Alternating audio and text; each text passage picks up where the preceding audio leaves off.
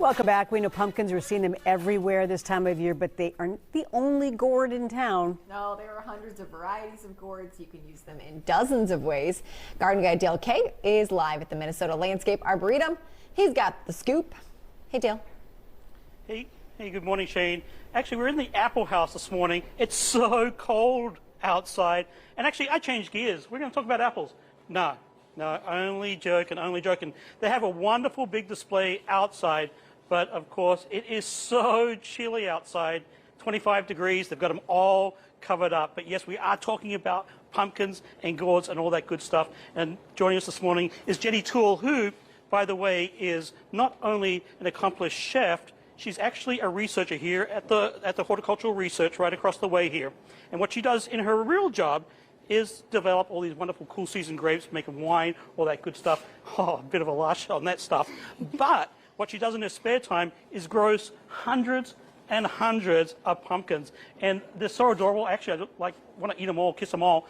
Jenny, tell me a little bit about, firstly, how many varieties did you grow this year? 328 varieties of pumpkins, squash, and gourds. Oh, my. Yes. And this is like your pot. This is just for fun, right? This is for fun, kind of grown way bigger than we were expecting, but it's really fun. People are really coming to buy some new squash varieties. So if we're talking about baking, of course, I know you love to bake. I spy me a little pumpkin pie.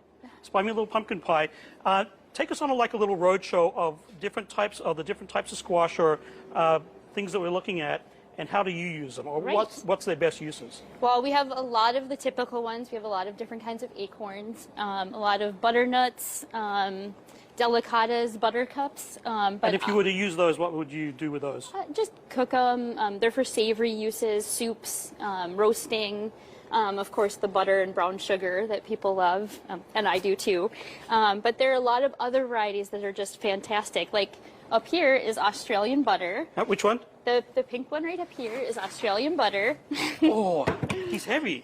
And it's absolutely gorgeous squash just for straight eating. It has the texture of creme brulee, but just fantastic layered squash. So you don't need anything on it. I just cook it up and we just eat it just like that. Of course, it's good because it's Australian. But other varieties are really good for baking or savory uses. Some of the Asian varieties we have are kojigu. That's really good for using in stir fries.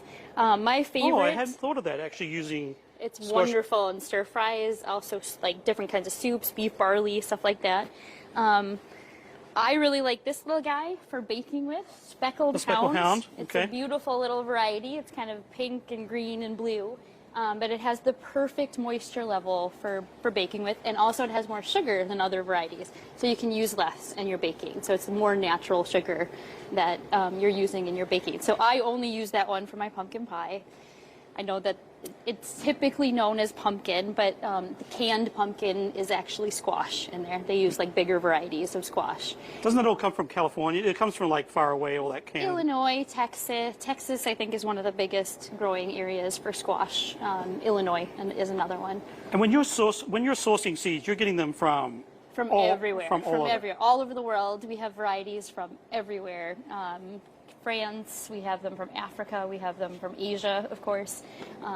And we're looking for these varieties because I want to experiment with them, of course. I use those in their own native recipes, but also I just want other people to try them, to know how many varieties there are out there, besides your acorns and your butternuts. And the carving, and the typical carving pumpkin. Absolutely. And there's so many different colors. We actually had one that looked purple this year, so we were really excited about that one, because now we have the whole rainbow of colors. And purple, that would be the perfect Halloween. Right, purple and orange, put them together.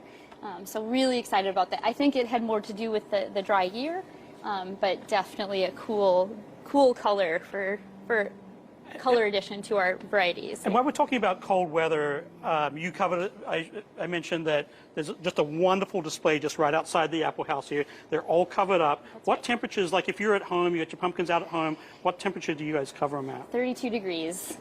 Freezing definitely will start affecting you, especially the white varieties. You'll get freeze stains on those and they won't go away, and then they start getting soft.